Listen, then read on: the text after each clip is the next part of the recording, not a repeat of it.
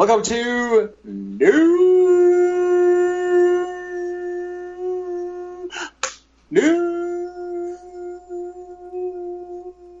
of the Square. Hey, all right. Goofy, wacky funny. news to remind you that the human race is doomed, but we're going to laugh all the way through it. Mm-hmm. All right. And that the Florida man is the cause of most of it. That's right. Speaking of the Florida man. We're going to kick off with a Florida man? Oh, my. Well, it's more like a Florida company. Florida company offering alien abduction insurance has sold 6,000 policies. You're looking for a big insurance payout, try to get it by aliens. At least that's what one Florida company is telling its customers. The St. Lawrence Agency, also known as UFO Abduction Insurance Company, offers a very specific type of policy. For $19.95, you can protect yourself against extraterrestrial encounters. The insurance plan, which includes $10 million in coverage, was invented by Mike St. Lawrence, who describes himself as being in the humor business, according to Florida's WFLA News. Humor aside, the success behind the St. Lawrence's alien policy is real. He said he has sold 6,000 plans since launching the company in 1987. Hold on a second. I want to do the math. In 30 years, he's gotten 6,000 people? 6,000 policies. Oh. And they were, what, $19.95 a piece? That's $20 a month? Wait, hold on. I just hit the button twice. You know, I really hate when that happens. When you're like... You lost the article? Button on the calculator. No, I lost the... on the calculator. On the calculator. And you're like, okay, I want to figure out the number. I don't think I have a home calculator in the house. So now that I've got phones, but... I'm using the computer. Yeah, okay. Okay, so that's like over $100,000. Almost $120,000 that he has made on this thing. Good on him. The policy offers plenty of absurd benefits for any would-be abductees, including psychiatric care, sarcasm coverage, double identity coverage, and for $5 more, you can pay $5 more. The customer can get a paper certificate of evidence of their purchase. Policy holders should read the fine print before they buy. Wait, where did it go? Hey, stop, go back. I hate when that happens. Policy holders should read the fine print before they buy, though. In the event of abduction, the plan's $10 million coverage pays out at a rate of $1 per year for 10 million years. St. Lawrence says he's only paid out 2 policies since launching his business, one of which a customer claimed. When a customer submitted Polaroid photos of what they claim was an alien. Apparently, that's not the only. Apparently, he's not the only company that offers this type of insurance. According to a 2000 article in the Daily Telegraph, GRIP, a British company, claimed that it had sold 37,000 alien-based policies. Another English broker has also said that they sell this stuff. Well, the long and short of it, here's my real question, Mike. Is an anal probe covered? I'm not sure. We'd have to read the fine print, but yeah, seriously. P.T. Barnum said it best. Here's the other thing. So here's the thing. Think about what he just said. He said, which involved one of which involved the customer who submitted Polaroid photos. Polaroids. That means that was like back in the day. That's like the last time he paid out. Yeah, back in the 80s, yeah. When we started up this company, you need photographic proof then?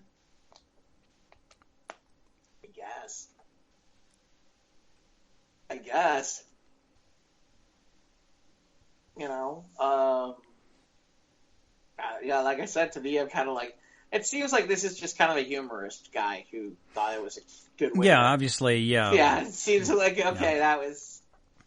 But 6,000 people have bought into it saying, yeah. Yeah. I can get abducted by them aliens, man. Well, it's probably a good conversation starting for $20. Yeah, I don't know. Like I said, to me, the real question is, Mike, how come we haven't figured this one out? That people are willing to pay $20 for... Alien abduction insurance. Yeah, seriously.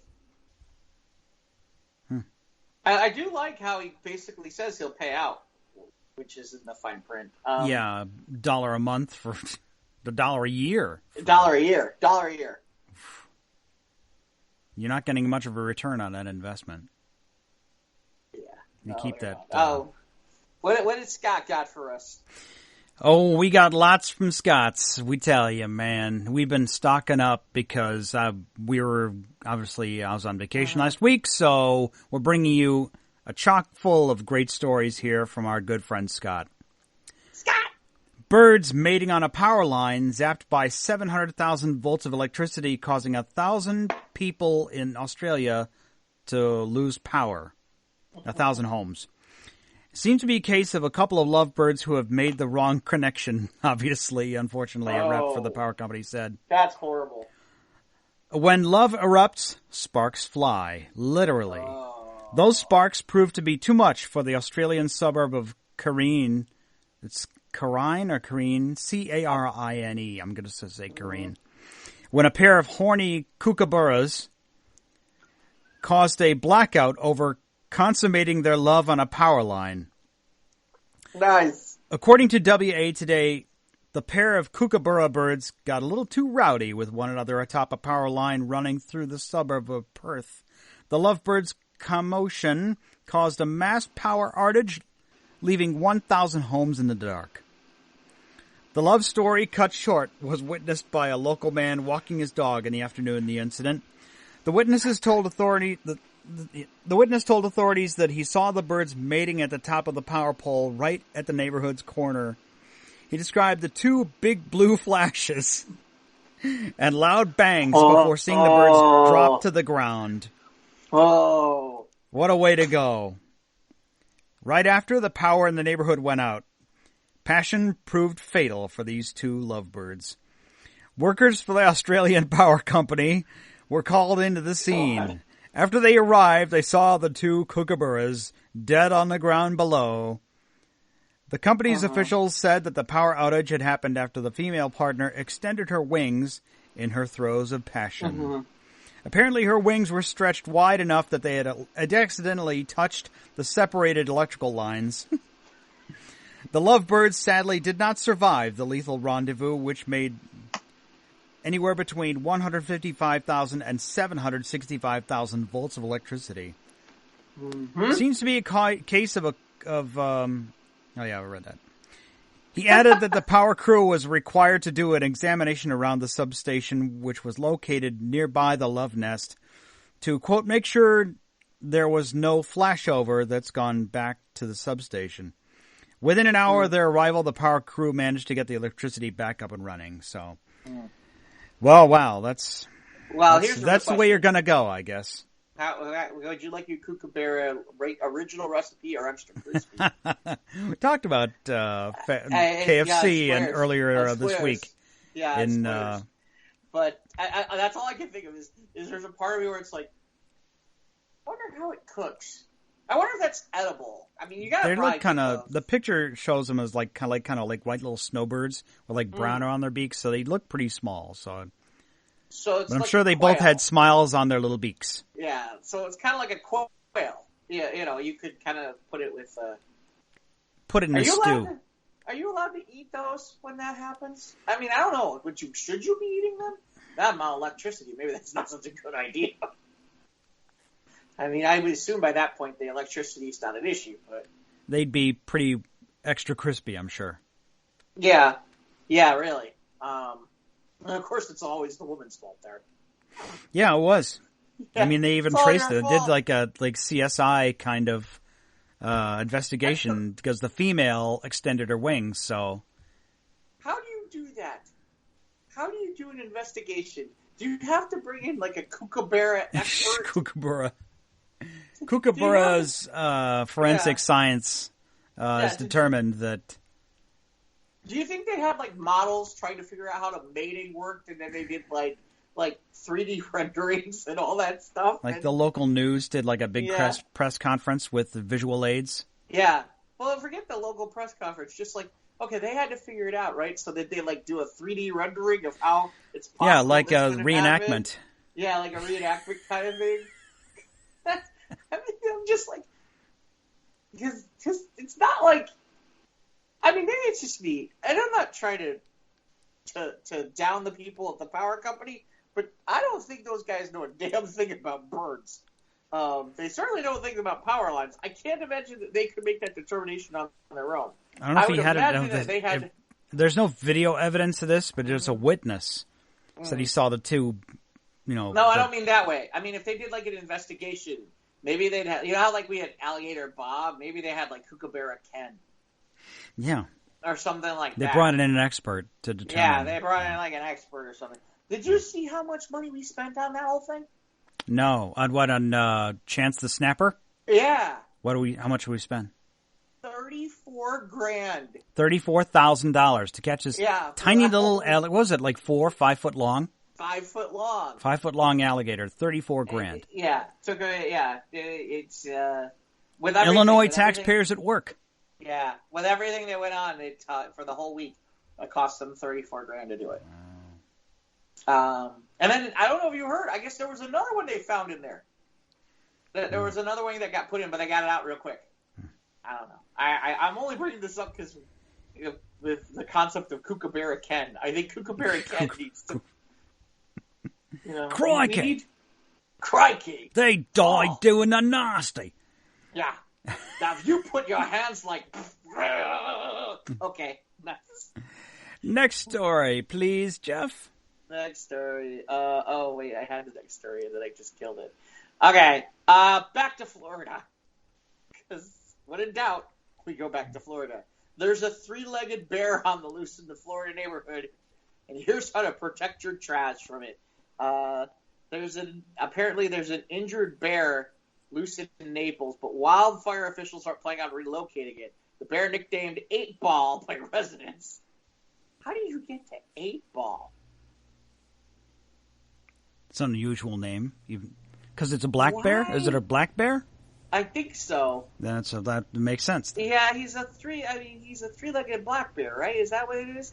Yeah. Well, he looks. If this is the right bear, I have no. See, this has 4 legs. Now, why are you showing me pictures of 4-legged bears when you're telling me about a 3-legged bear? I don't know. I don't know what he looks like. Just using stock footage. Yeah. Okay, maybe he's a. Okay. Oh yeah, it does. I guess there's such thing as a Florida black bear. I had no idea. Anyway, I guess he's a 3-legged bear. For some reason, he's been named 8-Ball. But the Florida Fish and Wildlife Conservation Commission doesn't plan on getting involved. I don't understand. It's a 3-legged bear that's walking around eating people's trash. You should get involved. What's the rationale here? Wait, here's a quote from bear biologist Mike Orlando. Bear biologist. There you go. Biologist. This is kind of like Kookaburra Ken. Yeah. Or Alligator Bob. Or something like that. If it's healthy and moving, we want it to be in the wild.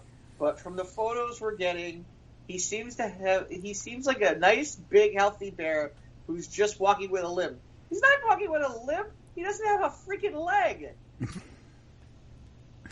There's limping, and then there's... Why would you call him 8-Ball? He's 3-legged. Why would because you he's call behind him the 8-Ball. 3-Ball? He's at a disadvantage. He's got a missing limb. Is that what it is? Maybe. I don't know. The recent bear sightings could be because it's mating season. Oh, goody. Because we'll find another 3-legged bear somewhere around there. You know where he's got his 4th leg, then. Yeah. Wow, hello. Apparently, recent sightings could be because of mating season. When the animal typically becomes more active, it starts to wander out of its usual territory, increases risk of conflict with humans. The Flagler Humane Society, I don't know who the hell they are also begging residents to stop reporting the injured bear to authorities. What do you mean stop? Hold on a second. Okay, so what do they say? Due to all the calls saying they are inferior, will put the bear's life at risk for euthanasia if the FWC and the Sheriff's Department continue. Are you kidding me? People are calling saying they're fear. Of course they're in fear. It's a freaking bear. Yeah, they don't want their fish ripped off. Yeah. We're not. I don't care if he's got 3 legs or not. He's still a freaking bear.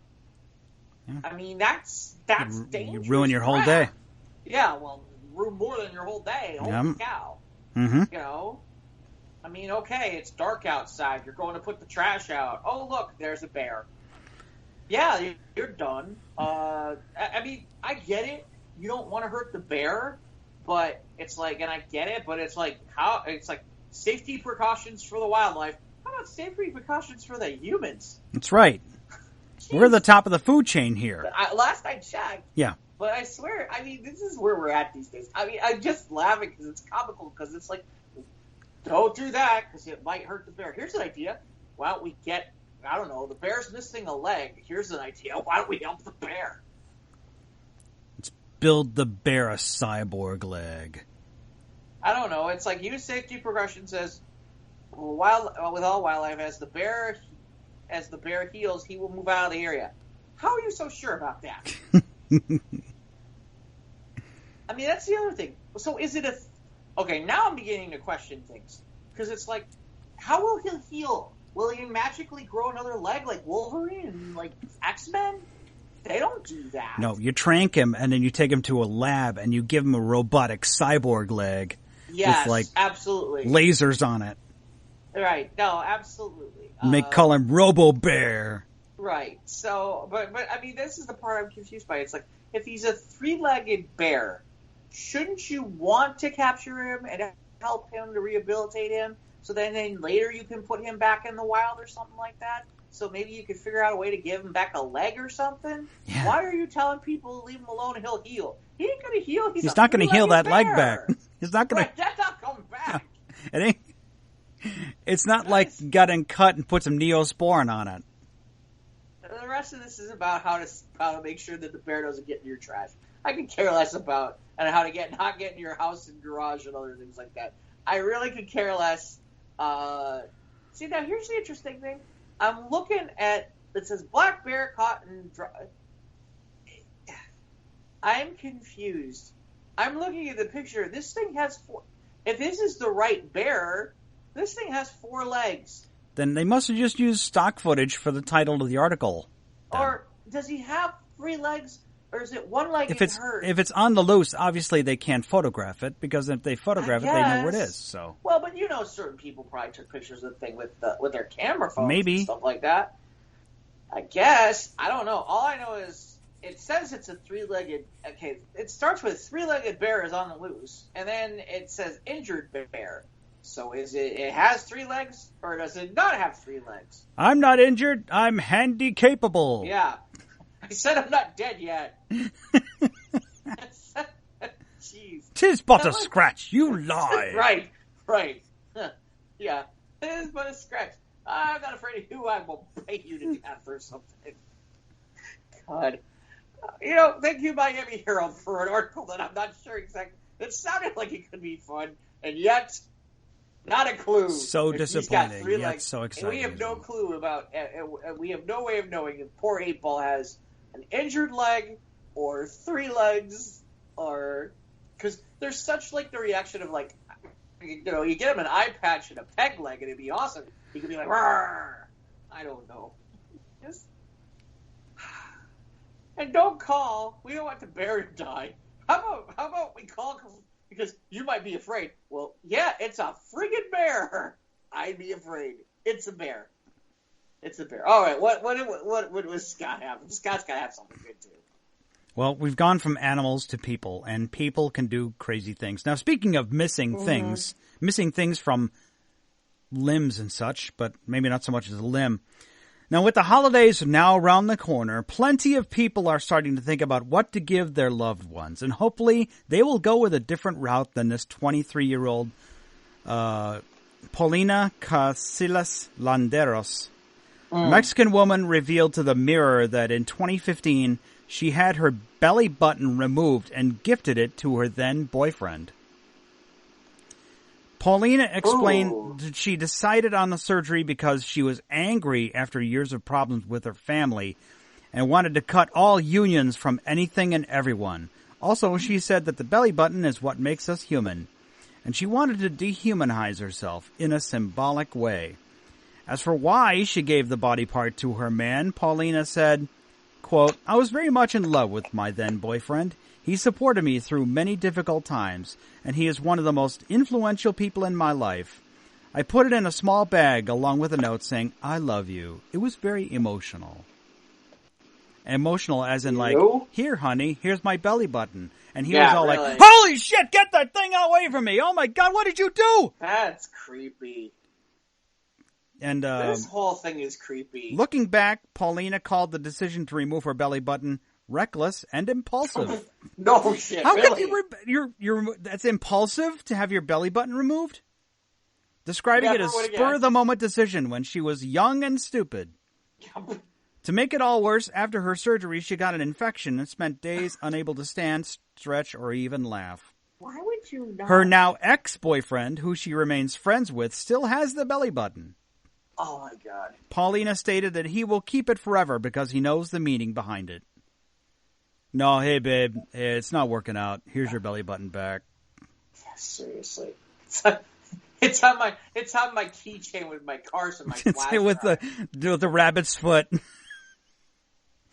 Wait, how is he? Wait, did they preserve it, or does it stink like rotten flesh? I'm sure they had it like, I don't know. We can get it like taxidermied. Yeah, maybe like get it like dried or something so it won't rot, or like leatherized or something like that. I gotta be honest with you. If I was dating a girl and we were getting down, and all of a sudden she'd have a belly button, that might freak me out. Are you an innie or an outie? I think you should have one. That's a better answer. I think you should have one. That's option 3. I said A or B, Jeff. A or J. A or B. You chose C. You're wrong. I did. You did. I died. In better news, we've had that conversation. In better news, her relationship with her family is better now. Part of the reason Paulina regrets the body modification is that because she feels for her mother, saying, "It must have been devastating for her. She was so sad. I can't imagine how it must feel. Your own child wanting to break all their connection to you." While she regrets the decision, she isn't too sad about it, noting, "Even though I did it for the wrong reasons, it has now taught me that I should think things through before acting, and it's a nice reminder that characterizes me." And there's a picture here from the Irish Sun's Twitter account of the spot on her abdomen. That's just, it's just like a tiny little red spot. Where there should be like a blemish or something, where there should have been a belly button. So it's impulsive. It's like, you know what? I hate my family. You know what? I'm gonna go get my navel removed. Fuck it. Can you put like an LED in there and make it light up like Rudolph? No, there's nothing left. The divot that's left, I suppose. Yeah, I could. Yeah, you just like insert it into the skin, and she could be like. No, there's nothing left there, man. There's just like I'm sure a tiny little bit of scarred tissue, but that's it. I don't know. Yeah, so belly button removal is not something you should do on a spur of the moment. See, at that point, I would consider something like, if I had done something that dumb, I'd consider it a tattoo. That's one of the few times I think about a tattoo. If I had removed my belly button, yeah, a tattoo sounds like a good idea. Your daughter has disowned you, so much so that she has had her belly button removed. Yeah, seriously. Okay. Yeah. You know what? Obviously, this is not the kind of mom who would take her shoe off and throw it in the back of the head back in the day. Okay? Here's the real question. How stoned was this girl? I don't know. Yeah, or drunk, or... Well, she was then, I know she said she was 23, so if that's her current age, then she was 19 when she had it done. Mm-hmm. Just like, same as like nipple piercing, I guess. Where it's like, well, instead of piercing my navel, couldn't you just remove it? And the guy be like, okay. Yes. All right. Next story, please. That's a little different. Anyway, all right. Woman arrested after pouring alcohol into Taco Bell drive-thru's employee's mouth. Apparently, this did not take place in Florida, believe it or not. Because I'm sitting there looking at something that says, an Oregon Sheriff's Office took to Facebook to share its weirdest DUI arrest of the weekend, in which this is back from, looks like sometime in late July, in which law enforcement officials arrested a woman after she poured alcohol into a Taco Bell drive-thru employee's mouth. According to the Washington County Sheriff's Office, the incident took place around 1 a.m. on a Saturday at a Taco Bell branch in Beaverton, Oregon. The suspect had a blood alcohol level of 0.12%. The Oregon state limit is 0.08. The sheriff's office did not immediately respond to Yahoo Lifestyle, but wrote in its Facebook post that she poured the alcohol into the employee's mouth right in front of the sheriff's office sergeant while she was still in the car. Whoops. The Oregonian reported that the drink of choice was Hennessy Cognac. That's good stuff. Well, at least they're willing to share. But, yeah, seriously. But the officer, the deputy, clarified that the Taco Bell employee didn't actually consume the alcohol. What? Must have spit it out. Hey, hold on. We talked to the employee afterward, and he said most of it was spilled on him, and they didn't actually consume the Hennessy. Yeah. Uh-huh. Oh, no way, officer. No way. Absolutely not. Right. Yeah, seriously. Well, the police made light of this incident with their Facebook post. Some people didn't agree it was funny and spoke out in the comment section about how inappropriate it is for the police to post about her arrest in jest. Same to be said for this whole podcast. Yeah. Well, I understand that. Quote. Here's what people wrote. I understand this is comical, but at the expense of someone that made a mistake, this will impact her life for a long time. Why are we shaming her? We're not really shaming her. Oh, you're the one who threw Hennessy at the Taco Bell guy. Oh, yeah. Yeah. In fairness, yeah, there's some truth to that. In fairness, by the way, I have not mentioned the person's name or age. I have done that purposely. To protect the person. Yes. Because it's not really necessary. No. Yeah, there's a whole. Although thing I revealed the name of the woman who had her navel removed, so that's true. Well, okay, sometimes we do, sometimes we don't. Sometimes we feel like a nut, and sometimes we don't. It depends if we've had Hennessy or not. If someone's gonna pour Hennessy in my mouth, I'm kind of good with that. Here's the real question.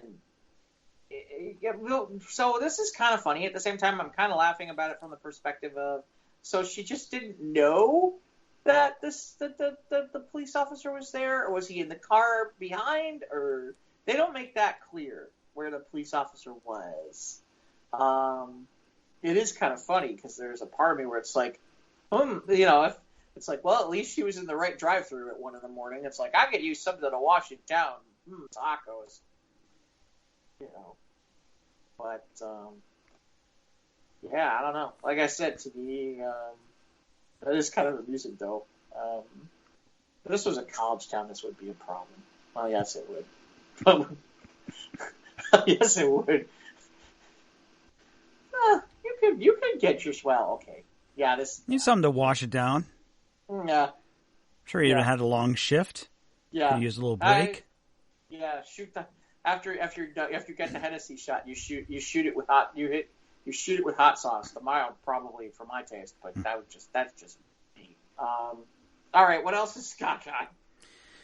More dangerous bird stories. Man, those Australian birds, they can really cause some crazy shit. Apparently we all know that bird strikes are a danger facing airline pilots every day, but they're not the only people who are at risk of one. With the height and speed of a roller coaster, riders could potentially be putting themselves in the path of birds, as one girl who spent the day at Warner Brothers Movie World on Australia's Gold Coast learned the hard way. Uh-oh. someone named Nicole Ormiston posted video of the incident of her Facebook page explaining the 10-year-old victim, named Paige, wasn't sure that hit her during the ride, but didn't seem too fazed by it. But however, after the ride ended, she had feathers on her and a beak scratch on her shoulder. So it didn't take long to realize that she had been struck by a bird. Oi.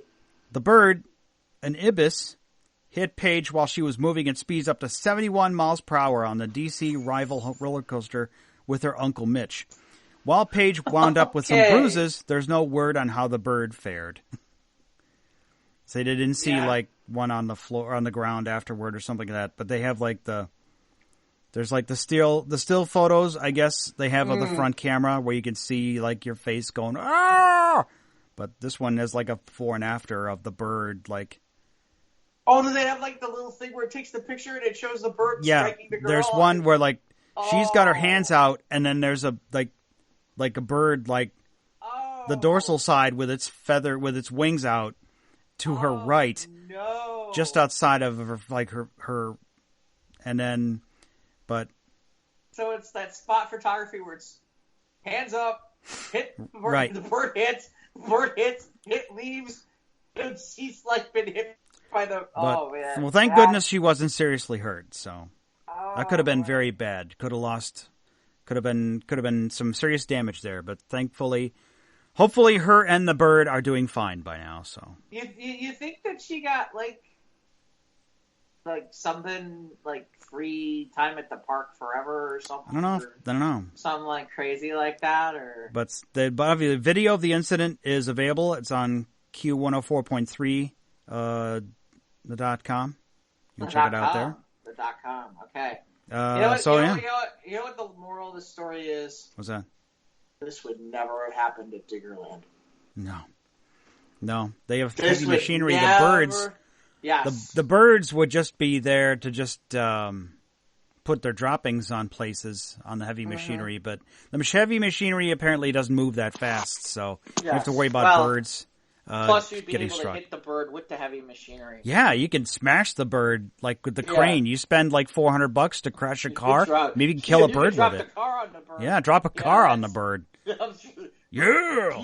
Pete is coming after us any minute now, and then there's all the animal-loving people who are like, no, listening back to last News of the Squared, man.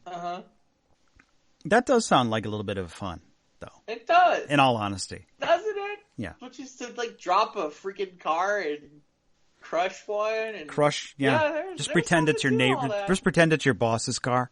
Yeah, something like that. Yeah. All right, next story, please. Now there's the real trick. You somehow get your boss's car. Yeah. And you crush it. You don't tell anybody, and you put it back in the spot. You bribed the parking guy. Yeah, there you go. Yeah. All right. This all right. Okay, so this is funny. This here's funny right here. Longmont, Dateline, Longmont, Colorado. Driver tries to avoid a ticket by using a red sports drink as a taillight. Well, when the light bulb's out or when you got a broken lens, you got to make do, I guess. This was an AP story. AP picked this up. That's awesome. Okay, and then there's a picture. It's great. It's on our page. It's on the Squares. It's on the Squares Roundtable Facebook page. It's on there, and the thing's duct taped in and everything. It's exactly how somebody like I would put the. Oh, the car's dirty enough that somebody drew a picture behind it with some guy's face on it. Like did some sort of art behind it. I'm like, oh god, sorry. Colorado police said driver tried to replace the broken taillight with a red sports drink. I can't. And in fairness, I'm going to tell you right now, I cannot tell what brand this is. You're at the you got a broken taillight. You go to the auto parts or you go to 7-Eleven. Yeah, apparently. In fairness, the 7-Eleven might be cheaper. Oh, you absolutely. That's absolutely sure that's right. Right. Car parts, I know all about car parts. Well, as far in the sense, like, that's where they make their money, the car dealerships. Well, I mean, here's the thing, you know, if if you go to Jewel, sometimes it's like 89 cents a bottle. You can get bonuses. So, like, if you're thirsty, you just take it. And you got some duct tape in the garage, you're good. Yeah, really. So apparently they stopped the driver on a Monday who replaced the red colored who replaced a red colored bottle drink where his car rear light should have been. The authorities say the driver was on his way to get the taillight fixed. See, now that's not right. We all say that. When he was stopped 38 miles north of Denver. Officials say that the officers didn't ticket the driver, who was seen repairing the car later that day. Okay, well, that's cool. Police say that taillights prevent crashes, and while we appreciate his ingenuity of this taillight, this is not a permanent solution. No. No. Really? But it does help to hydrate you if you need it. Yeah, exactly. Fluids are low. Yeah, fluids are low. There's that old joke about fooling women with blinker fluid. You're low on blinker fluid. It says authorities say vehicles must have a red taillight that can be seen at least 100 feet or 30 meters away during the day. Here's the real question. I want to know if it worked. If you had it right in the right spot behind the light bulb, I bet it would work. That'd be...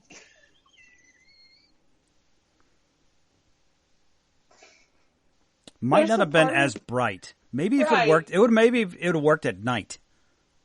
If it had been caught at night, I bet it would have worked. I think that there's just part of me where I'm like, okay, my taillight's out. What can I do? Hey, I got a sports drink and some duct tape. That ought to work. And I guess finally he was like, okay, the jig is up. I guess I gotta get it fixed so I don't get a ticket. To fix that. I wonder how long it really took him to fix that. That's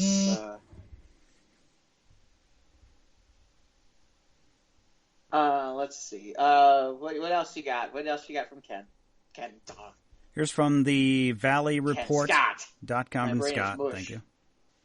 The Valley Report. Woman arrested for defecating on a boss's desk after winning the lottery. A story out of New York. Well, shit happens. 41-year-old woman had the winning lottery ticket worth over $3 million on Friday night, but showed up to work anyway on Monday to deliver one last package. The courier company had no idea of her winnings. I knew something was wrong because I came back from lunch and the door to my office was closed, said the manager. This sounds crappy. Yes. I smell this. Doesn't pass the smell test. No, that's for sure. I slowly opened the door to discover the woman with her pants around her ankles, hunched over my desk like a hippopotamus/cheetah, dropping a massive poo on my desk. She shot her head towards me and locked eyes. I was frozen in shock and fear. In my peripheral vision, I saw a huge mud monkey sliming out of her butt like a Play-Doh fun factory. Wait, read that again. A mud monkey. I was frozen in shock and fear. In my peripheral vision, I saw a huge mud monkey sliming out of her butt like a Play-Doh fun factory. The woman said on arrest... I've never heard somebody refer to their poop as a mud monkey. I've never heard that before. By the way, that's some serious... Now I'm thinking about this, just the visual imagery of the concept of a Play-Doh fun factory. This is Oh my God. This literal shit was premeditated. The woman said on arrest... Of course. The woman said on arrest, quote, "It was worth it. On Friday, when I realized I hit the lotto, I knew this would be the first thing I would do. I hit up every Mexican food truck and saved my dumps all weekend. Oh, no! I was shuffling around like a death row inmate trying not to explode. I've been putting up that guy's shit for years. It's time he put up with some of mine." Is that really that's really an arrestable thing? Well, I guess it is. Yeah, it's public indecency, I guess. That's shitty. Yes. Yeah. She went to every Mexican... I know, it was really funny. it is really funny you say that, because my one question was, I'm confused. Most women, you know how women are? It's like, I don't really poop. It's just kind of, and they're all like, oh, we don't really do that kind of thing. It's like, you're talking about massive poop. Women don't do massive poop. They try to avoid, like, massive poop, like, going out of, like trying not to shop at the dollar store. Well, at 41 years old, she's got to be careful that she don't spend all that $3 million. I mean, obviously, she's out of a job. So, if she... Yeah, well, here's the real question. She didn't quit, though, yet. Oh. So she was fired, obviously, as she was being arrested. Oh, well, there you go. Maybe she could collect unemployment. I don't think so, though. I don't know. So the reason you were terminated? Well, I won the lotto, and... I had a shitty reason. Yes. I had a lot of crap going on in my life. Well, he had a lot of crap going on his desk, so she had saved all weekend on Mexican food, walking around like a death row inmate. Who wrote this article? This is the woman's quote. These people have some serious speaking or writing ability, like a Play-Doh Fun Factory. This was the quote from the boss. A Play-Doh Fun Factory. No one, yeah. What a monkey, butt monkey. Oh yeah, you go to the Valley Report and you read this, and the comments section is pretty good. There's a part of me where it's like, there's somebody who's going to be like, that's racial. That's racial right there. I'm sure there's somebody who said it in the comment section, right? Yeah. Mm-hmm. No? Oh, yeah, okay. I wonder if the boss is going to sue her. I thought about that. That was my next question is you used to have $3 million. Now you're going to have a lot less. Not just for defamation of character, but defecation of character. Oh, there we go. All right. Next story, please, Jeff. So I'm kind of going to, this is from Forbes, and we might kind of scoot through this one a little bit. Okay. Because the only reason I really picked this up, this looks like it's going to be long. I guess Lionsgate opened its first adult-oriented Asian theme park in, I'm assuming this is China, because it says Hengqin Zonghai. I don't know where that is. I'm assuming China. The thing is it says that it's an adult movie park. It's an adult theme park. And when I think adult theme park... When you say the word adult... Right. And they're talking about movie-themed vertical park with multiple floors and groundbreaking technology and rides and stuff from, like, the Hunger Games and stuff like that. See, this is where this article is not right. Because it's like, they have, like, there's apparently a whole bunch of stuff here, but I'm just kind of, like, looking at this, it's like, oh, they have a gourmet restaurant, a bakery, a hair salon from all these different movies, apparently. And there's a part of me where I'm like, well, if you said to me, you're doing an adult-themed park... And Jeff would be the first one in line. I kind of would. Well, I mean, but the part I'm kind of like, looking at this, I'm like, at first I was like, oh, we got to talk about this. This is totally right up the alley for this show. And now I'm looking at this article, and it's like, this is in China. Well, you know, like, they're talking like VR technology and all kinds of stuff like that. This is just a bad headline by Forbes, which is inside the Hunger Games world at China's new adult theme park. Now, if you said, first of all, it was Hunger Games world at China's new theme park, I'm sitting there going, porno Hunger Games. Interesting. Okay. That is not what this is at all. So, it ain't no Diggerland, that's for sure. It's not Diggerland. Well, nothing's Diggerland. I mean, come on, we know that. Only Diggerland. Diggerland. Since that was lame, this one I actually got from a friend who must have listened to the pod. We credit John Browning for this one. Oh, Scott's got some competition. Well, we only got one, but Scott doesn't have competition. We now have second place. We have found second place. A distant second at this point. He obviously has to listen to the show, because here's the article he sent me. Florida man parks his Tesla overnight on a stranger's lawn to steal electricity. I'm saving the planet! Yeah.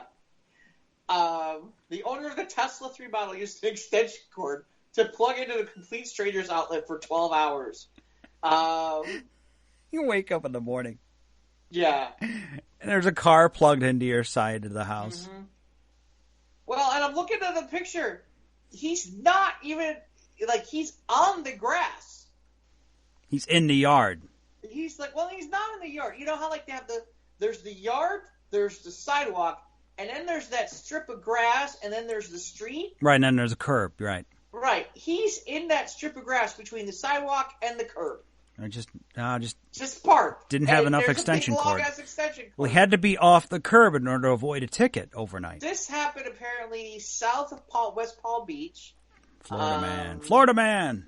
Who was lucky to be unnamed in this story and have trespassers dropped by the homeowner. Said his car battery died on the way to a friend's house around midnight, so he figured, why not pull up onto the stranger's front lawn, stretch a 120-volt cord to an extension outlet, a grounded plug surrounded by a well-manicured landscaping, just perfect, and leave the car for 12 hours. Man, if you only need just enough to get home, then 12 hours shouldn't be that long. It shouldn't be that 12 hours. How about a note? Yeah. Let's see. The homeowner woke up on Friday morning to a call from his landscaper asking him to move his white Model 3 off the lawn. He replied, I don't have a Model 3. That's what he saw. The friendly setup had been draining his electricity while he slept. He waited several hours for the car owner to return before calling the police, who then tracked down the owner's address, waiting for the man to show up. He showed up, didn't apologize, and was told he committed a crime. And that was that. What's more, he didn't pay a red cent for the free charging. Oh, that's bullshit. Yeah, low batteries can do something in the human psyche. The range anxiety is still a thing. No matter if you have a Tesla that can comfortably go 250 miles plus per charge, when you're not following the car's prescribed instructions to charge, it can screw you up. You should call it AAA. Range anxiety. So that's what they're dealing with, people who are worried about their car batteries dying. I guess. And their electric cars. You know, what this reminds me of... I got to plug in. Speaking of low batteries, I got to plug my phone in. Oh, yeah, there we go. There's that. I'll take my extension cord and plug in across the street. You know what? That's probably what he thought. Yeah. Because it doesn't say how old this person was. Okay? He's obviously old enough to have a nice Tesla. Right, but hear me out. So, think about all the places you go, like, where you can plug in and charge your phone for free. Right? Lots of those at the airport. Right. Well, not just the airport. There's other places, too, that do it. Like, where you can be they'll have, like, a charger that you can use. Okay? And you've seen the places where it's like, where did I go that just today or the other day? Where, like, there was a parking space and it was, this is reserved for a Tesla or for an electric car. Yeah, we don't see much of that. Maybe up by you by the North Shore, but not so much out by here by me yet. Right. But hear me out on this. The only rationale I have on this is if he's younger and he's not, and all this stuff is usually just available, what's the big deal? It's kind of like borrowing Wi-Fi or something like that. You know what I mean? So yeah, and just people saying, they won't notice. Or it's not even won't notice. It's what's the big deal? Yeah, exactly. Yeah. What's the big deal? It's still theft. I mean, well, the problem is exactly that. Is that they're not thinking about the other part, which is this is theft, and you left your freaking car on somebody's front lawn, jerkus. Yeah. You left it, and obviously you had it. Well, here's the thing: he had to know something because he didn't park it in the driveway; he parked it on the lawn. He parked it on the lawn. You're right. I'm overthinking this. No, he definitely... This reminds me of the people, like, back in the day who used to steal other people's cable, and he used to split off cable. Yeah, you climb up the pole, and you know a guy who knew a guy who worked at the cable company. Yeah. And he'd, like, get you channels for free. Or, like my first year when I was in college, and this was back in the early 90s, where it was like, oh, you know, they didn't, at this one place I was at, they didn't let you have cable in your rooms, but you could have TV. But it was funny because this person happened to live right above where the main lounge was, that the TV would, on that particular building, where the TV would have the cable. So what they did is they ran a cable and a splitter from the splitter through the window up to their floor so they could watch cable in their room. Nice. And it was funny because for a long time nobody caught it. And it was like, and then all of a sudden somebody was like, "Yeah, we ain't having talk." Yeah, I mean, obviously nobody got hurt, but yeah. Okay. Yeah. So what else you got from Scott? Okay. Speaking of low batteries here, I'm gonna read this story and then I gotta plug my phone in. Okay. Here's from Tarpon Springs, Florida. Florida woman. You could call her the grandmother groper. Okay. A Fort Ritchie woman found herself tossed off the Sponge-O-Rama sightseeing cruise after passengers and the captain say she groped them. The Friday afternoon cruise promises visitors dolphin, manatees, and historic sights, but the passengers on board got a whole lot more than they bargained for. Oh. Passengers aboard the Sponge-O-Rama cruise boat smiled as they returned to the dock after the Monday afternoon adventure, but on Friday afternoon things were quite different. Lady came on the boat. She was being very, very unruly. Started touching people, and you just can't do that. You can't sexually harass people, said Captain Angelo, who didn't give his last name. A woman who sells cruise tickets heard on the radio the boat was returning to dock. The lady apparently groped his wife once, and she did it again. Captain Angelo tried to intervene. She got up and groped the husband. So after she groped the husband, she turns around and tells the husband that you need to take your family and go back to where you came from. It's a phrase we've heard the president use, prompting fierce debate. The passengers involved are from Saudi Arabia. He didn't appreciate what she said, and I wouldn't appreciate something like that myself, especially with 2 young children. She came into the wheelhouse. She touched me one time, and I told her, keep your hands to yourself. Touched the young lady in the bow, and on the bow there, and called her, the wheelhouse called her, listen, you don't stop. We're turning around, blah, blah, blah. Back at the dock, Tarpon Springs police officers were waiting with handcuffs. The nature cruise proved to be a little too natural. That's the first time that ever happened here. Hopefully the last, Captain Angelo said. The witness in the ticket booth said the passenger wouldn't have pressed charges except go back. No, yeah, she did the go back line. And Matheson is a regular at the Sponge Dock. She is out of jail on bond.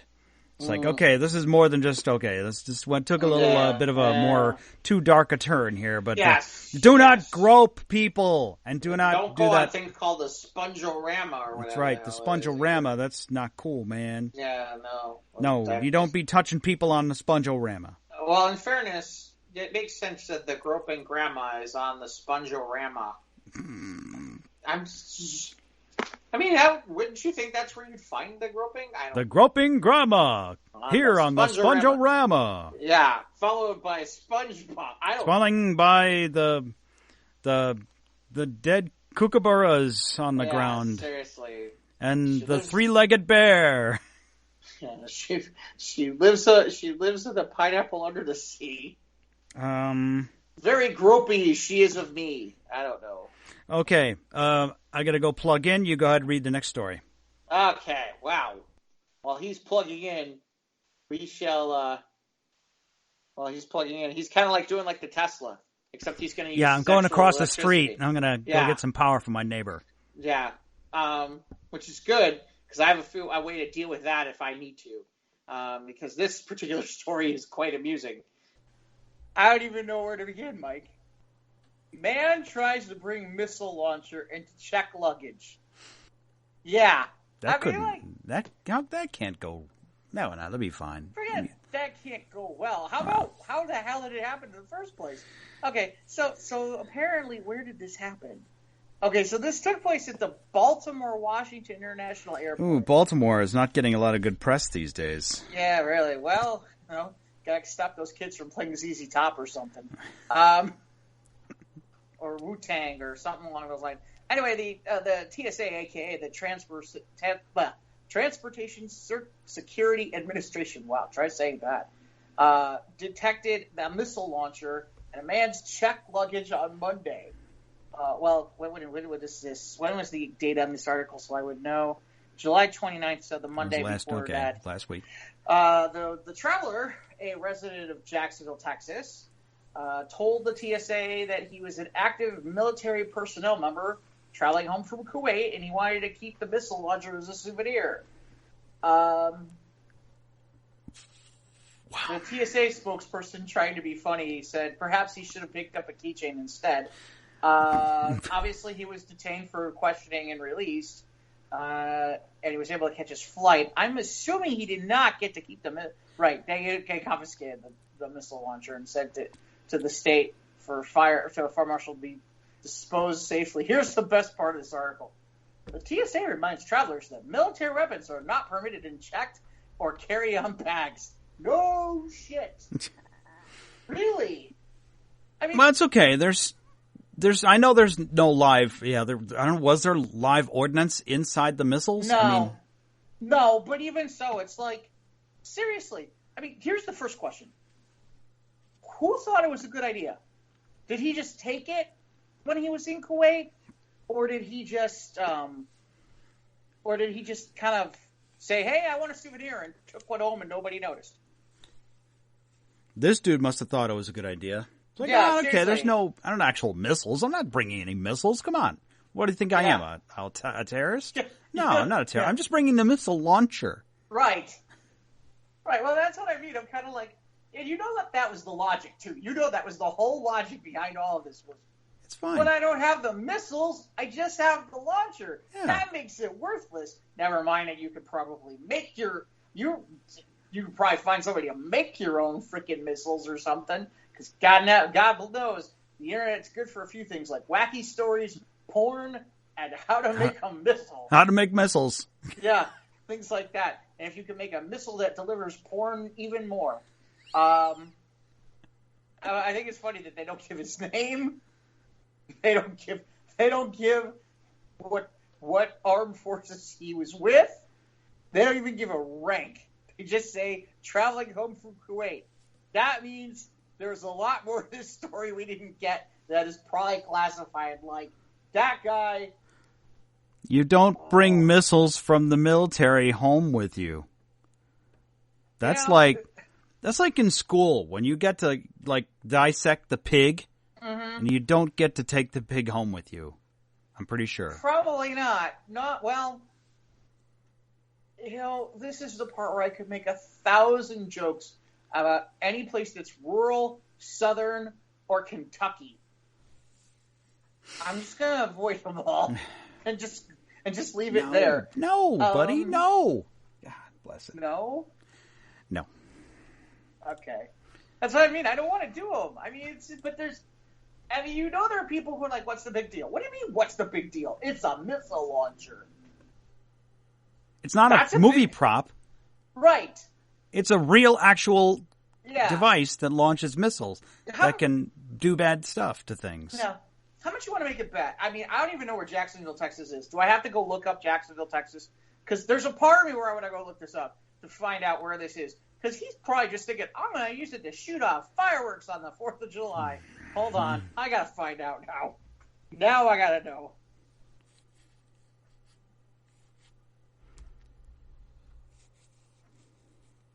Sorry, this is taking longer.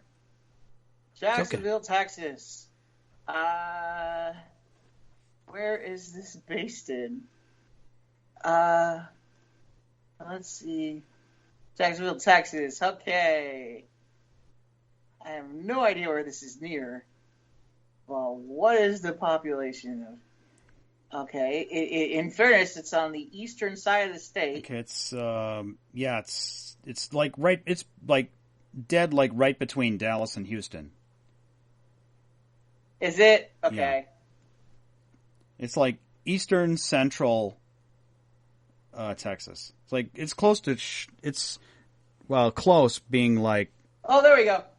They have 15,000 people as of 2017. Yeah.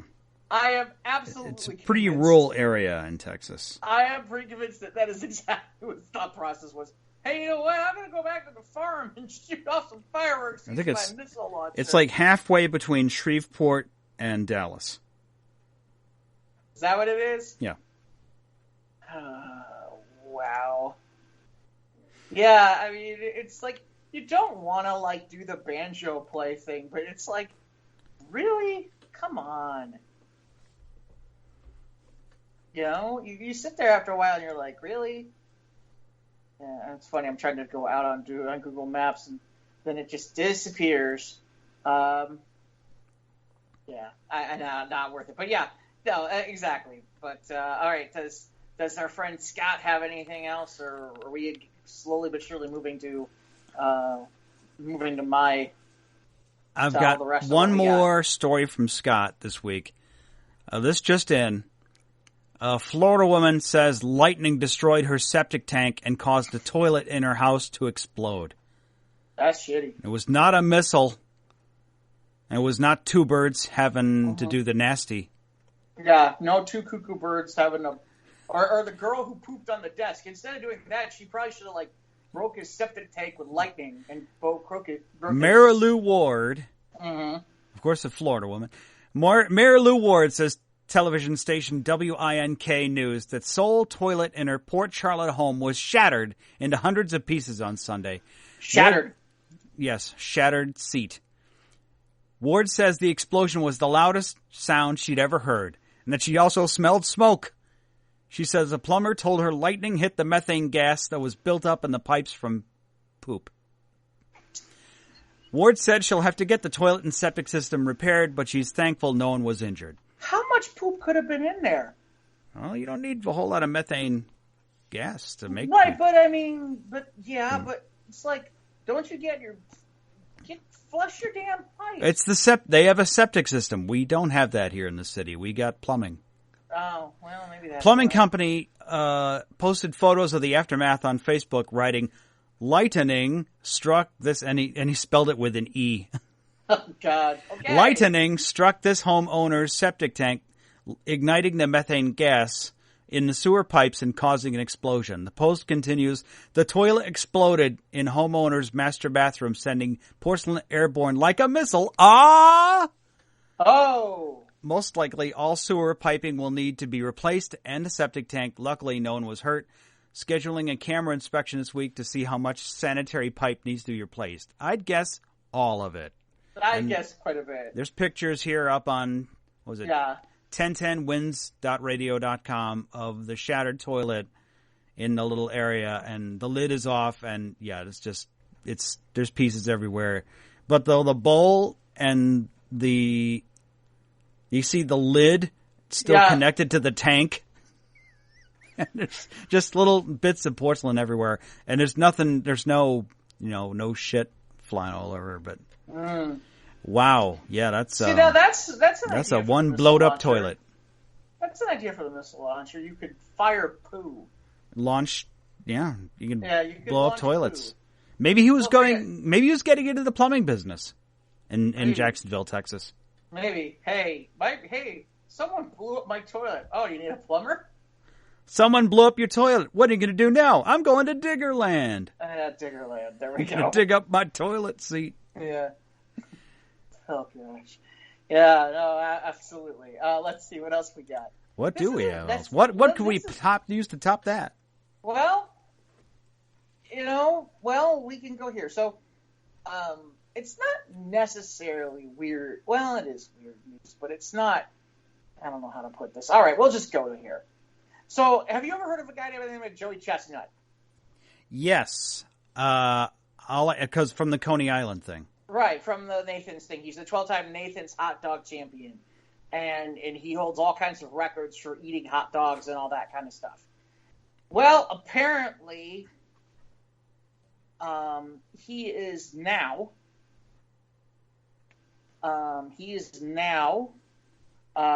topped another record that has nothing to do with hot dogs. Apparently, he is now the chicken wing eating champion. Oh, he's moved on. Apparently, well, no, he apparently has done other food before, but so I guess he did a promotion with the Mall of Georgia. I didn't even know there was a Mall of Georgia. Is that like how like the Mall, since they couldn't have the Mall of America, they made the Mall of Georgia? 12 hours, Hooters chicken wings. How many do you think he devoured? I don't know. Let's see, maybe 30? 30 in an hour? I mean, in an hour? No, I'd not say in an hour. 30 in 12 hours? Oh, no. Keep going. Oh, in 12 hours? 12 hours. How many chicken wings? I'd say maybe 100. Try 413. Wow. That's a lot of chicken wings. Apparently, it was National Chicken Wing Day the day he did this, which was part of the promotion. And he was at this Hooters. And my understanding is he started at 11 a.m. on Monday. And he downed 250 by 10 minutes to 6 to wear a T-shirt. Then he continued on his assault for several more hours. By the way, apparently he paid for this. $15.99 all you can eat. So apparently he ate this in 12 hours. He had 413 chicken wings. Holy crap. Yeah. Well, good thing he didn't have that toilet that just blew up, because that'd be bad. Because you'd need a toilet, I think, about. See, this is the part I don't get. It's like, this competitive eating sounds like a good idea until you hear about stuff like this. It's like, this doesn't sound fun. Nothing about eating 413 chicken wings in 12 hours sounds like fun. I mean, don't get me wrong, eating chicken wings is fun, but, after a while, it's like, even I, as a fat guy, it's like, nah, that's quite enough. So, apparently he prepares for this. He's got mouth exercises. Do you want to know what the mouth exercises are? No. Mouth exercise. No, I don't want to know about Joey Chestnut's mouth exercises enabling to eat 400 chicken wings in one sitting. Yeah, whatever the hell he does. No, I don't really need that hot shit. Dogs. Yeah. Well, I don't know about shit. 74, and by the way, his record is 74 hot dogs in 10 minutes. And by the way, I don't count what he does as eating a hot dog. It's just inhaling it, like air. First of all, he dunks the whole thing in a freaking cup of water, and then basically, gulps it down. So, to me, I'm kind of like, that's not really ingesting. Eating. It's not eating, yeah. It's ingesting. It's Might as well just, cut a hole in his throat and just bypass the whole mouth thing. No gag reflex. Just stuff it down a hole that leads to your stomach. Now, in fairness, if you basically had 12 hours, I mean, here's the real question. How many do you think you could eat? I mean, he was there 12 hours. How many, you figure he took breaks, right? Or maybe. something like that. Yeah. Maybe. But did he, I don't want to say, did he throw him up? Did he keep him down? I don't know. It doesn't say. They don't get that far. But, I mean, someone's got to watch him for 12 hours. I don't know if he, expelled him or not. In fact, the more I think about it, the more I don't want to know. Yeah, I don't know what the rules are for that. Okay, so according to this, he essentially ate 35 chicken wings an hour.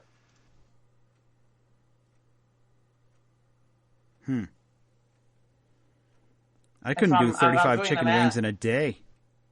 Almost 34, 35 chicken wings in an hour. I don't know that even with okay, I go to the bathroom, I take some time off. I go to, because the bathroom's always the key at this. It's when you do this stuff, is if you can unfill your stomach at some point, then you can keep going on the all you can eat. But, really, if you can't, you're kind of done. So, I mean, you can get that second win, but 413, I don't know. The other interesting question would be is, were these the mild kind, or what were these? I don't know. I'd be curious. They don't have enough information. It is, more power to them. Hey, whatever it is, it is. We have a follow-up Knott's story. Nice. We always enjoy these. At least I do. I hope you do, too. Yeah, no, and so, we talked about Chance the Snapper, but while Chance the Snapper happened in Chicago, there's been this story in North Carolina about this emu that has been loose. And it's been loose for a few weeks now. And as of now, I'm looking at a CNN article from August 1st. And apparently, nobody has yet to catch this thing still. Not one. Nobody's caught this thing. It's still roaming around down in what would be near... Emu. It would be like down near, I guess what would be... It's not in Raleigh-Durham. It's not in Chapel Hill, but it's around that neck of the woods, if you know what I mean. So it's on that side of the state in North Carolina. Just to give an idea, it's been on the lam for at least 5 weeks, traveling between 2 counties. If they claim that it's so quick that nobody's been able to catch it, this thing can run up over 30 miles an hour, or up to 30 miles an hour. And by the time they get there, it's basically fled the scene. Maybe it put on a fancy hat and dress, and now it's like a French supermodel. Maybe. That's my guess. Apparently it was on top of somebody's car at one point. While they were in the car. Get it! It's the emu! Apparently it was on top of the car. It didn't stay, and it kind of left, and apparently it didn't do any damage to the car. It didn't steal the car. It was right. Well, the person was in it. Yeah. They've been plotting the path based on a handful of sightings, and it appears to be traveling north, which is the wrong direction for a bird. This time of year, yes. You want to head south. It's still early. But it's a flightless bird, and it's traveling north because it doesn't know. But this is the part where I will give Chicago credit. By now, this would have been done. This story would have been done. They would have brought in, Emo Ernie. Or something like that. And Emo Emil. Yeah, Emo Emil. And there'd have been... But by now, there'd have been T-shirts. There'd have been a name. There'd have been choppers. There'd have been all kinds of stuff. Benny the Bull would have been there. All this stuff. Because it's North Carolina, and it's kind of the more... Because there are sections of North Carolina that are kind of rural within that area, because it's still kind of a developing area. So this could really happen.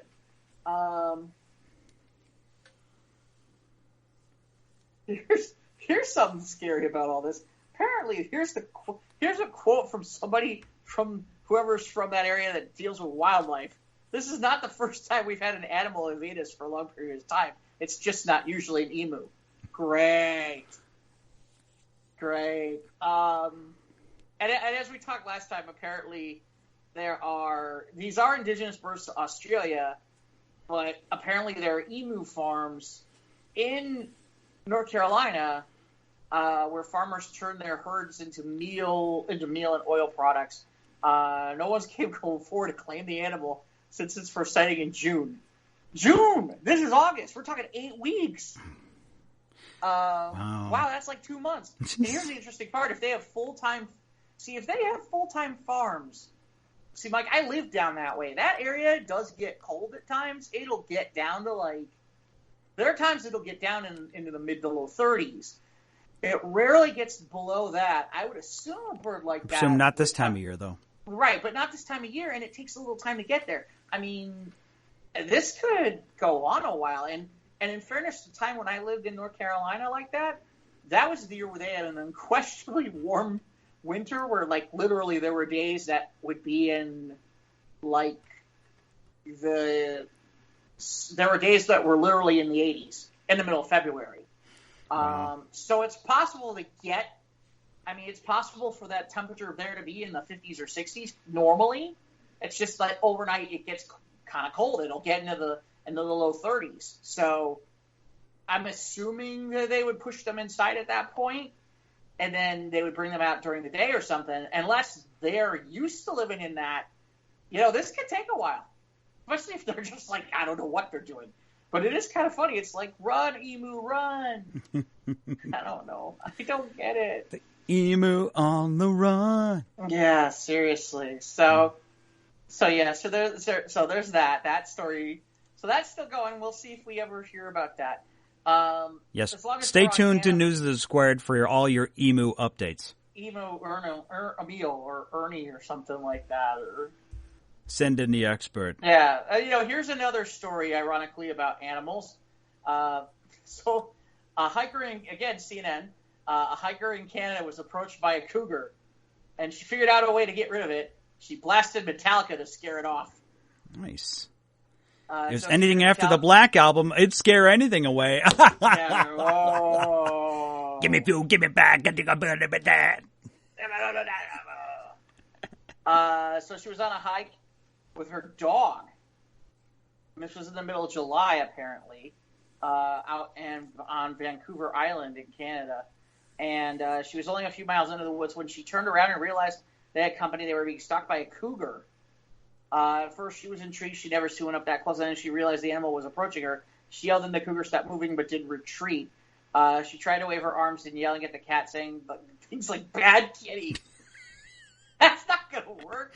And get out of here. But the cougar stood its ground. That is until she opened up her phone and chose the loudest band she could think of. Metallica. The song, "Don't Tread on Me." It was both a warning and an appeal. Is that from, I think it's either from And Justice for All, I think? Hold on. Or Ride the Lightning. Lightning. Make me look it up. I'll look it up. You're going to look it up? Okay. So anyway, apparently that did it. The cougar scurried off after first few notes, and the combination of heavy drums and James Hetfield's vocals apparently were too much. No one can stop the vocals of James Hetfield, except Napster maybe, but only, then but Lars only for would a little come while. Yeah, but only for hey man, you're stealing our music, man. The incident lasted about 5 minutes. She claims she wasn't scared. Oh, that's a load of crap. If there was a freaking cougar, I'd be scared.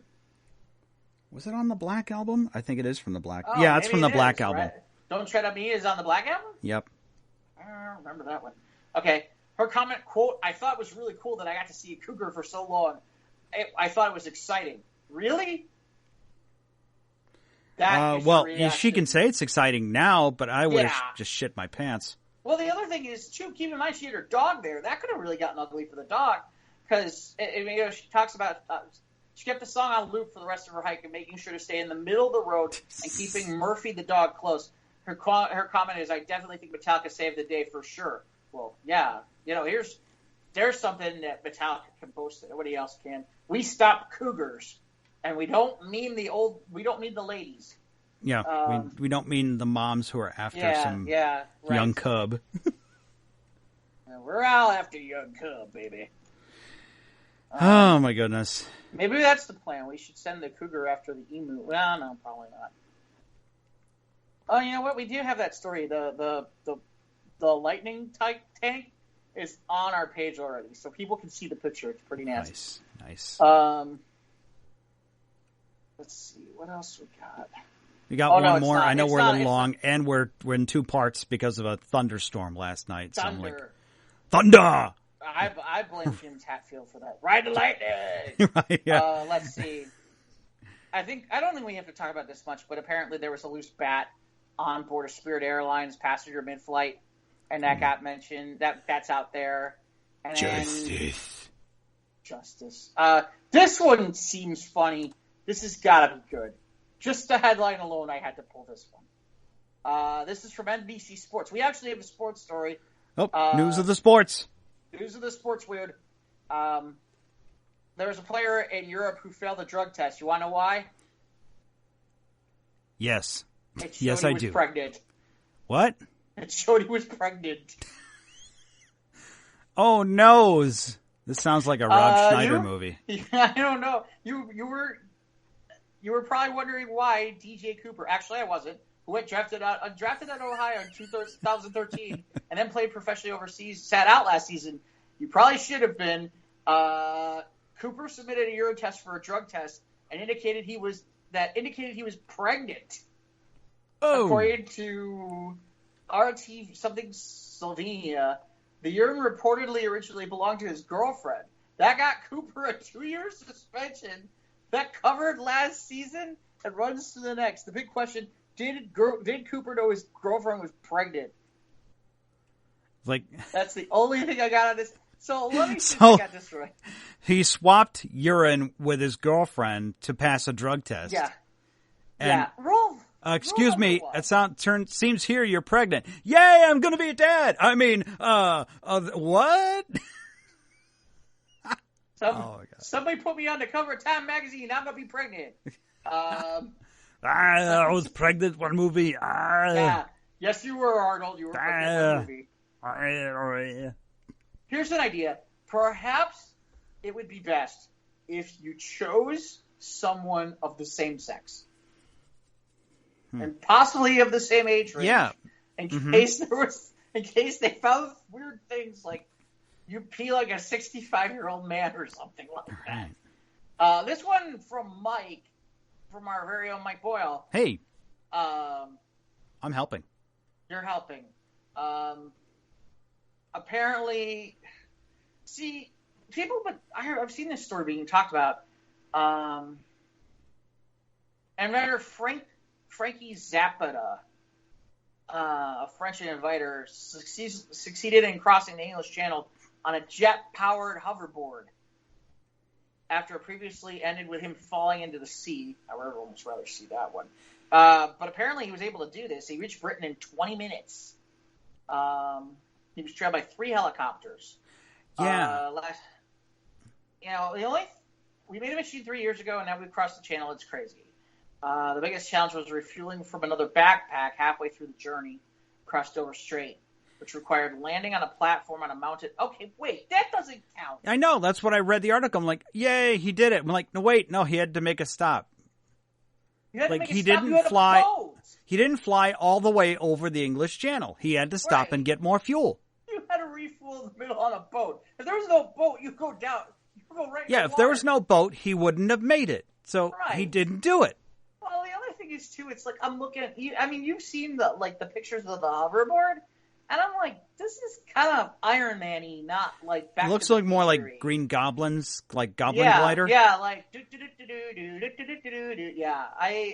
don't know. We'll meet again, Spider-Man. Yeah, cross through Spider-Man. Did he throw any pumpkin bombs into the English Channel? Yeah, no, apparently not. No, that's what I mean. I mean, I get that people are like, "Whoa, that's really cool." I get it. And then I'm looking at it and I'm reading stuff and I'm like, "No, gotta tell you, not that impressive." I mean, don't get me wrong. It's cool, but the way they're making this sound is not. Well, that means he did it in 20 minutes. So I figure it would have been like 8 or 9 minutes of flight each time before refueling or swapping out backpacks. I don't know how long that would have taken for him to do. I don't know. So now, if he had swapped out backpacks on the fly, if he had done it in mid-flight, amazing.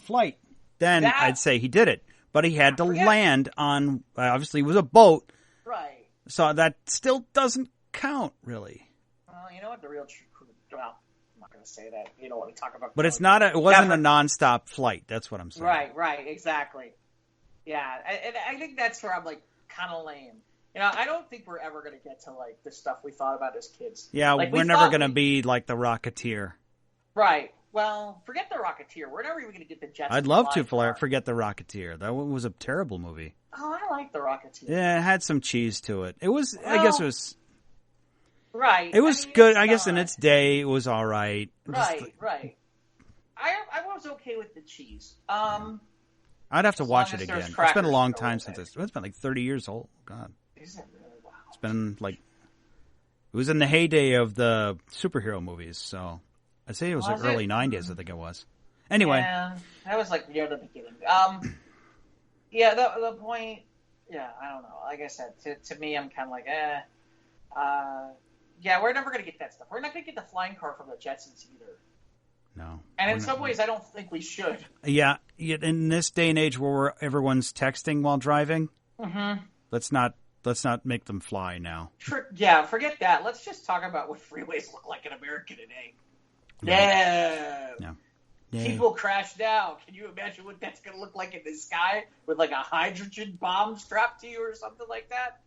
I don't know. Where are we at on Transporter 2s? I don't even think those exist. You know, the airline agencies basically try to stop those. The industry's trying to stop those. So, yeah, I don't know. Conspiracy. There I am. That's right. Let's see what else we got. Got that. We are running long. Oh, here we go. We're running a little long. Well, I'm trying to get through. We had 2 weeks worth of news. I'm trying to get through. I know. Basics. We are on vacation, so we're on vacation. The backlog. We're trying to eliminate the backlog. News of the Square was closed, folks. Come back next week. What if Florida was closed? Oh, yeah, that's a good point. Okay, this one I got from somebody else. I think it's from the Times, not the New York Times, but the Times. Frozen pea thrower Hope record was in the bag. Apparently, Owen Ridley said there won't be a record that day because of the wind, especially once the organizers decided to defrost the equipment fully before this year's World Pea Throwing Championships began. Oh my God, this sounds so lame. Frozen peas fly further, benefiting those who go first. There were complaints last year from those whose peas have gone soft. Sounds like a personal problem. No one can remember exactly when the noble art of pea throwing was first held in East Sussex, in this East Sussex town, but it's been an international sporting calendar for 40 years. It's been well established since 1982. Somebody talking about drinking. They're talking about to a barmaid. There are more than 70 legume chuckers that are signed up to take part. Are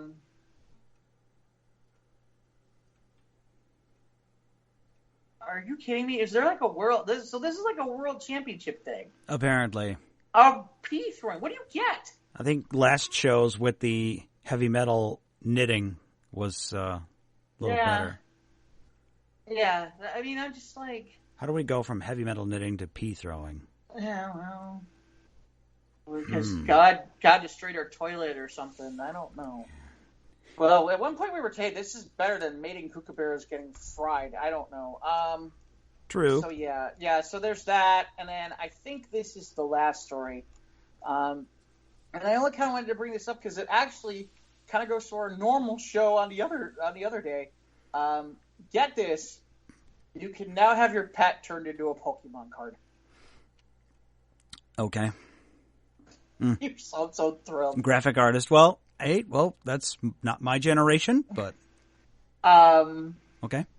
But apparently, you can now have your pet made into a Pokemon card, a virtual pet that you can use it to battle your friends with a Pokemon card game. Apparently, let's see, we're never gonna have a real Pokemon in our lives, but our pets are pretty close. A company called Wild Pet Creations, who run an Etsy page where you can send your photo of your dog with some info and get this magnificence in return. I don't know how it's okay. In case you're wondering, can these cards be played in Pokemon? They can absolutely. So, for example, if somebody throws a Pikachu at you, you can throw your dog at them. Not literally, just in the game. Well, literally, right, Don't in the game. Throw, and of course, throw dogs at people. Right, you have to fill out things like your name of your Pokemon, the type, hit points, specific length, weight, and of course you get the most adorable drawing of your little pet dog. Apparently they got to figure out attacks and all this stuff. You get the idea. It's on our Squares page. If this is something where you think that your kids would love it, or you're a Pokemon player, or you have. Oh, see now here, right here. Now I have to do the awe thing because as a kid I had a miniature Schnauzer, and here's a miniature Schnauzer with, and then the picture of the Pokemon thing, and. Like here, for example, this guy's name is Oscar. He's got 100 hit points. Says evolves from little jerk. I don't know what that means. It says butt scares. Oscar will freak out and launch himself off the couch. Opponent is now confused. There's a 20, and then it says playtime. Deals double damage against toys and triple damage to the berry. And then it says something about weaknesses and resistance and all this. What's your favorite Pokemon, Jeff? I don't know. I'm not a big Pokemon person, but obviously Pikachu for obvious reasons. But Jigglypuff is funny. I do like Jigglypuff. I like Squirtle. He's my favorite Pokemon. Squirtle's good. Yeah, I like Squirtle. I'm not against any of them. Well, there's a few that I'm like, oh, no way. But it is cute to look at all the different little cute little dogs, and then the cards themselves. Like here's one: belly rub, pet body 3 times. If this doesn't put her to sleep, search for up to 2 basic energy cards and pet body again. Hail whip, flip a coin. If heads, the defending Pokemon can't attack body during your opponent's next turn. I mean, there's some cute stuff here. I mean, it's not bad. Oh, there you go. Here's a guy. Oh, here's a collie named Vader. That's Cannonball. His attraction for water can be devastating. Pounce waits patiently to surprise the opponent. If she targets a Pokemon, is a bow or an Oreo, deals double damage. I've seen like people dressing up their dogs. Like I've seen like a corgi dressed up as like Robin Hood. It's adorable. I wonder if these would be legit in like tournament play. Probably not in tournaments. Probably not in tournament play. Yeah. But it would be amusing to like watch your friends freak out and be like that's your dog. Like, huh? Like I don't like. I'll just use one of my dogs' name. Moxie, I choose you. Boom. People be like, what? What the hell's a Moxie? He's my dog from when I was 12. He's going to help me save my day. I choose you. So, yeah. I thought that was a good place to end. I thought it was kind of cute. Totes adorbs. Yeah. Well, they are they're adorable. Okay, so that's our News of the Squared. There's been a lot of wacky stuff. Next week it'll be pared down some, but obviously, like we said, it was we had a little bit extra, and then we had the explosion. We didn't have a toilet blow up, but we did have we did have a storm of our own. Power outage caused by kookaburras fucking. Yeah, either that or it was somebody who pooped on our signal or something. I can't figure out which. But so, Mike, if people want to, thanks to Scott. Scott. Obviously, thanks to you, and thank you to John Browning for sending in an article. We have a new name and a new person. That's pretty cool. So yeah, thank you very much. And Mike, if people want to put in stuff, what can they do besides just send it to us personally? On the Facebook page, Squares the Round Table. I think that others don't have the ability to post those, so you can send it to us through our personal Facebook accounts. Email us, sotrtpodcast@gmail.com. Send it either Twitter, Instagram, Podbean, Anchor, YouTube. Yeah. It's all there on the internet, so you can find us. But we appreciate you. Episode 12 of News of the Squared. Wow, I forgot what I was supposed to do there. Sorry. I'm like, what are you waiting for? Oh, yeah. Okay, my bad. That's your cue. That's my cue. My bad. That's what happens when we don't do this for a week. You had one job. Right. I had one job. Moxie, I choose you. All right. Thanks, everybody. Have a great week. And we're rooting for Ernie the Emo.